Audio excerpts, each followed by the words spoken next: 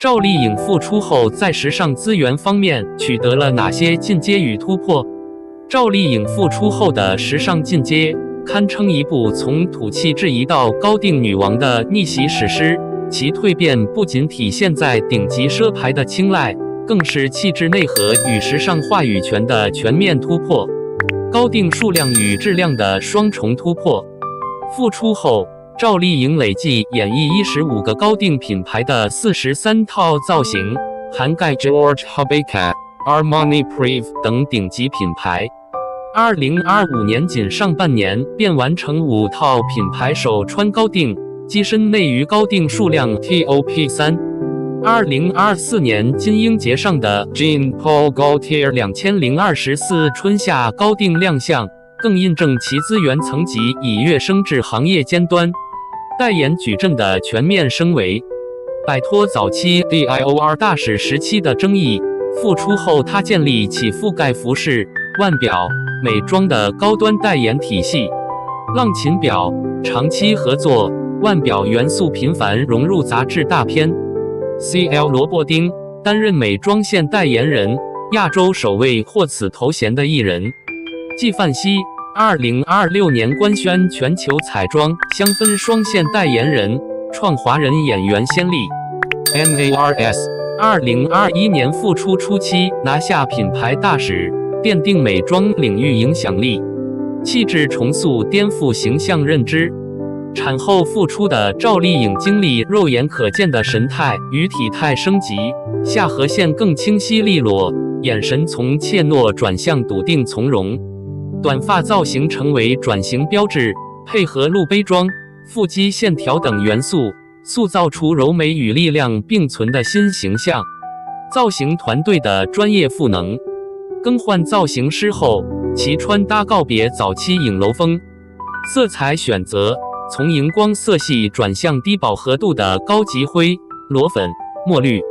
剪裁设计善用一字肩、鱼尾裙，凸显直角肩与腰臀比，结合新中式暗黑美学，如 Chachenko 黑裙提升辨识度。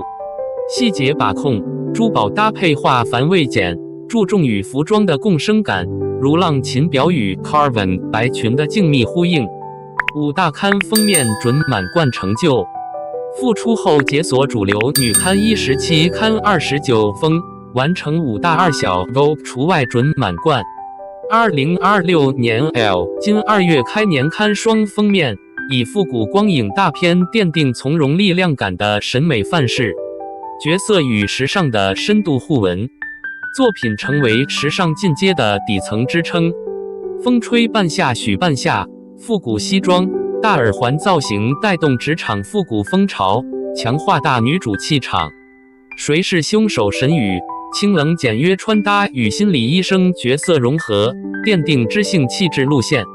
在人间制片人身份，纽约翠贝卡电影节穿 Armani Privé 高定，实现作品输出者与时尚掌控者身份统一。奖项加持破除偏见壁垒，凭借风吹半夏斩获飞天奖、金鹰奖双视后，专业认可消解时尚圈为流量论，为高奢合作注入信服力。内在成长反哺外在表达。经历婚姻与生育后，赵丽颖更注重自我节奏，半年休假调整身心状态，通过瑜伽健身雕刻线条，将生活沉淀转化为镜头前的松弛感。正如其采访所言，年轻时看山是山，现在看山还是山，但能进也能出，这份清醒自洽终让时尚成为她内在力量的延伸。结论：赵丽颖的时尚进阶绝非偶然，她以演技为矛刺破偏见壁垒，以自洽为盾抵御浮躁评判。从被奢牌冷落到定义高定美学，其突破印证了娱乐圈的硬道理：真正的时尚话语权永远属于用作品说话、以灵魂穿衣的觉醒者。赵丽颖从冯太太到双料视后，她如何用5年夺回人生主动权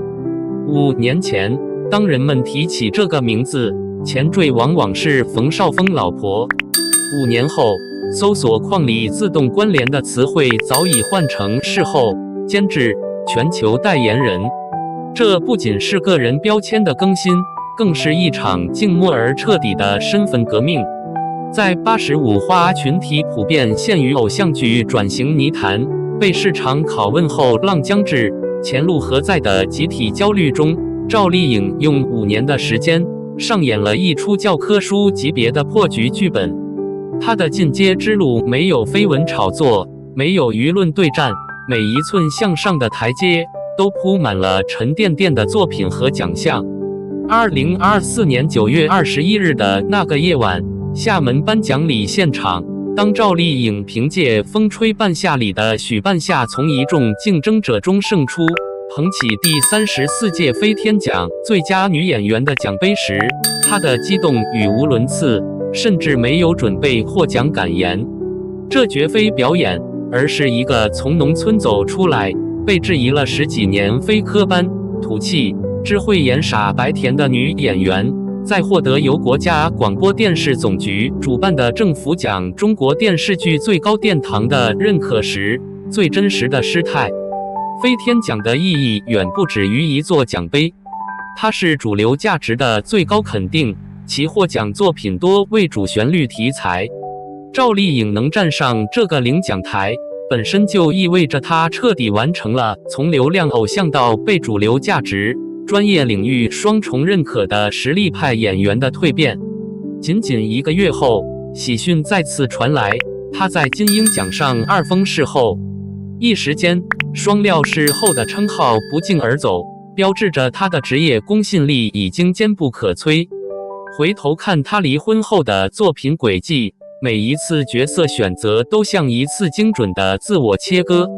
在《风吹半夏》里，她是那个在改革开放浪潮中野蛮生长的钢铁女王许半夏，眼神里有狠劲，骨子里有不甘。在《幸福到万家》里，她是认死理、敢抗争的农村新女性和幸福，从田野走向法庭，从忍气吞声到为权力而战。她似乎有意避开了所有重复的、安全的、同质化的大女主角色，一头扎进那些充满泥土气息、性格复杂，甚至带着时代印痕的现实主义人物里。奖项成为她最硬的铠甲，作品是她最锋利的刀刃，一刀一刀，亲手将前期、85花这些或被动或刻板的标签剥离，重塑出一个崭新的、由自己定义的演员赵丽颖。如果说是后桂冠是在证明她能演，那么监制的身份则是在宣告她说了算。2022年与凤航官宣阵容里，监制赵丽颖几个字赫然在列。这是她首次担任监制，意味着她从一个执行者开始向掌握创作话语权的核心人物转变。监制并非虚职，他负责影视剧的日常运作与策划，需要对剧本创作进行帮助与把关，监督导演的艺术创作，甚至参与到后期剪辑中。对于经历过有匪剧本魔改风波、作品口碑受损的赵丽颖而言，出任监制是一种不得已的自我保护，更是一种主动的权力争取。他不再满足于制作一个被选择的演员，而是要参与到选择与被选择的全过程，确保自己的艺术表达得以完整呈现。与凤航播出后热度迅速突破平台纪录，虽有口碑争议，但这次尝试无疑是他职业路径拓展的关键一步。他正在从目前的打工人向拥有更多选择权和话语权的幕后老板悄然转型，他的商业价值也随之迎来了质的飞跃。2025年7月15日，纪梵希美妆正式宣布赵丽颖成为品牌全球彩妆代言人。品牌方称赞她对表演艺术的执着探索，由内而外散发的优雅魅力，以及独立自信的大女主风范，诠释了纪梵希美妆的品牌精神。这不仅仅是一份商业合同，更是国际顶级时尚品牌对她个人形象与市场影响力的高度认可。到了2026年1月，合作再度升级，她在全球彩妆代言人的基础上，新增香氛全球代言人身份，成为纪梵希首位华人彩妆加香氛双线全球代言人。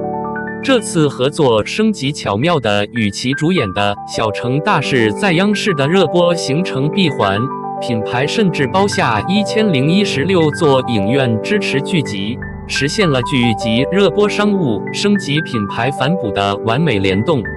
手握近30个品牌代言的他，早已跳脱出依靠单一流量变现的初级模式，构建起以专业实力为根基、多维影响力并行的商业帝国。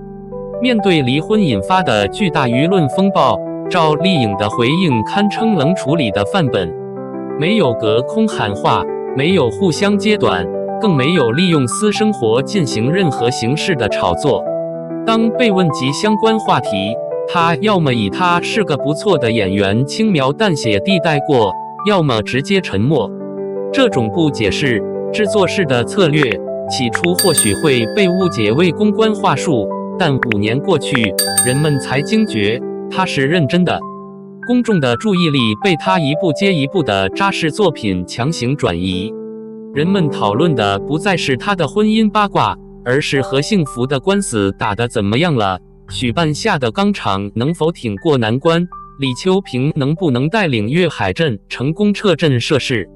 在《小城大事》里，他为了饰演基层干部李秋平，剪去长发，素颜出镜，皮肤晒黑，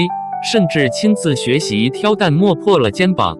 这份拼到毁容的敬业精神，不仅让观众直呼认不出，更赢得了人民日报和新华社的点名赞扬。他用角色本身完成了对一切猜测与非议最有力的回应。关于母亲身份的平衡，他同样处理得低调而务实。他极少在公开场合主动谈及孩子，但从不回避自己作为母亲的责任。与冯绍峰之间关于孩子抚养、教育的默契配合，被媒体零星捕捉到的交接画面，都显示了一种成熟、体面且以孩子为重的共同抚养模式。他将私生活严密地保护起来，却把作为演员、作为公众人物的专业一面毫无保留地摊开在阳光下。当焦点被牢牢锁定在业务能力上时，那些关于个人生活的窥探与议论，自然就失去了滋生的土壤。赵丽颖的路径，为所有面临转型困境的85花提供了一份极具借鉴意义的解题思路。对比同期女演员，有人尝试回归古偶寻求热度保障，有人转战大银幕寻求突破，有人则深耕某一类型去巩固基本盘。而赵丽颖的模式似乎更加系统且具有侵略性，它并非简单的换赛道，而是进行全链路升级。首先是持续输出高质量、高辨识度的作品，并以此冲击行业最高奖项，获取权威背书，从根本上扭转流量花瓶的公众认知。其次是勇敢拓展职业边界，从演员到监制，从影视到时尚，从商业到公益，构建一个立体多元的个人品牌生态，摆脱对单一赛道的依赖。最后也是最重要的一点，是以坚定的行动而非苍白的辩解来重构公众认知。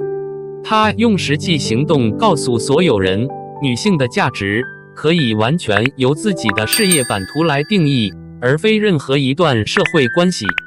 从廊坊农村走到联合国粮农组织亲善大使的讲台，从冯太太到赵监制，赵丽颖这5年的蜕变，早已超越了一个女明星的事业起伏，它更像一场关于女性人生叙事主动权的激烈争夺。她夺回的不仅仅是一个个角色、一座座奖杯、一份份代言合同，更是对自己人生脚本的绝对书写权。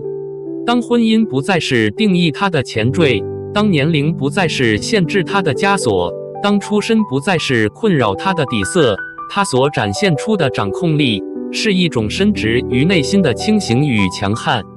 这种狠，不是对人，而是对事；不是张扬，而是沉潜；不是破坏，而是重建。